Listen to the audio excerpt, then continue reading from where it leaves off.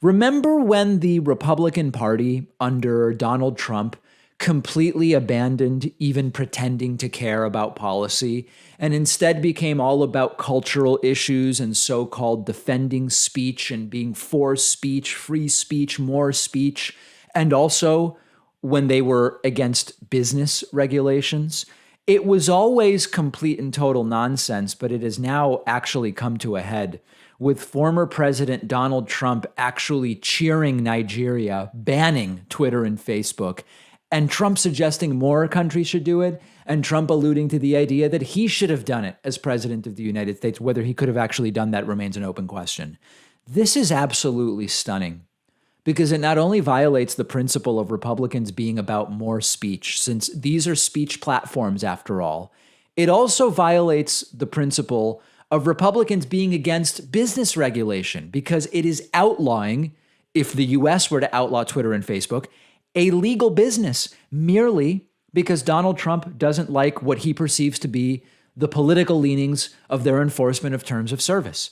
Donald Trump put out a statement in which he said, quote, "Congratulations to the country of Nigeria, who just banned Twitter because they banned their president.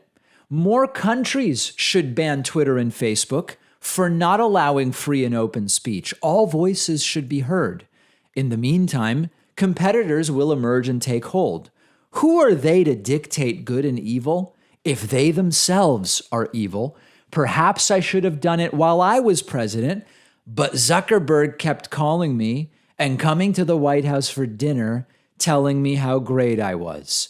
2024, Trump asks. So there's a lot to say here, but here is the most important point.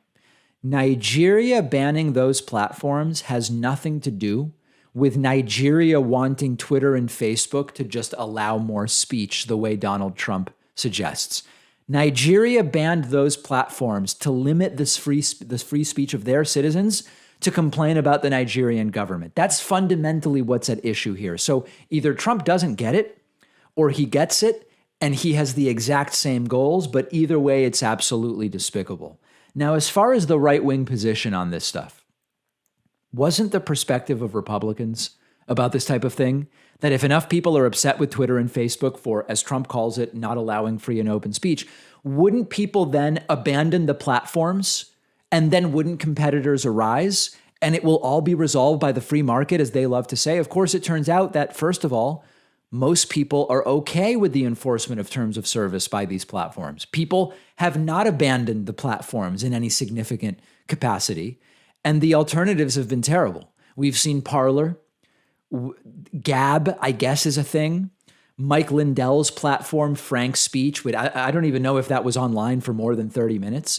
And then, of course, are the facts about the platforms. Look at Facebook, for example.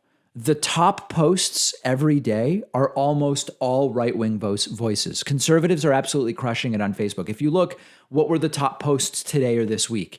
It's Ben Shapiro, right-winger. It's Dan Bongino, right-winger. It's Sean Hannity, right-winger. It's the Daily Caller post, Fox News post, and occasionally a Rachel Maddow post makes it into the top Facebook posts of the day or the week.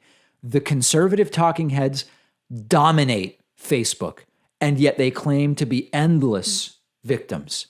Now, one last thing on this.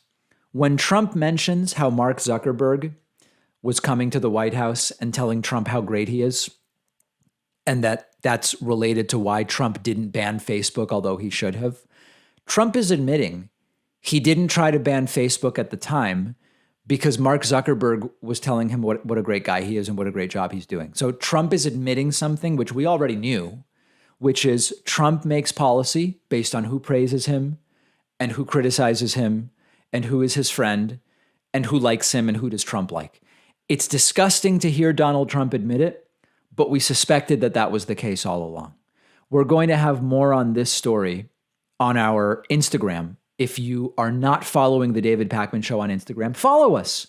Please follow at David Pakman Show. And if you want to see a really wild and wacky piece of hate mail I got this morning, check out my Instagram, david.pakman. We'll take a quick break. Some really wacky anti-vax nuttery coming up after this short break. One of the best ways that you can support what we do at the David Pakman Show is supporting some of our awesome sponsors. Today, one of those awesome sponsors is Sheath Underwear. A lot of us know all too well about the sticking and the rubbing and the chafing with traditional underwear, especially this time of year as the weather is getting warm. Sheath Underwear have created unique boxer briefs with multiple ergonomic compartments in the front, preventing skin-on-skin contact. Everything stays separate, comfortable, dry, and cool. No more sweatiness, no more chafing, no more readjusting. It's a lifesaver. Sheath Underwear is giving the David Pakman Show audience 20% off when you go to sheathunderwear.com/Pakman and use the promo code Pakman. Give Sheath Underwear a shot. I've had a great experience. I believe you will too. You can find the link underneath this video, and don't forget to use promo code Pakman for 20% off.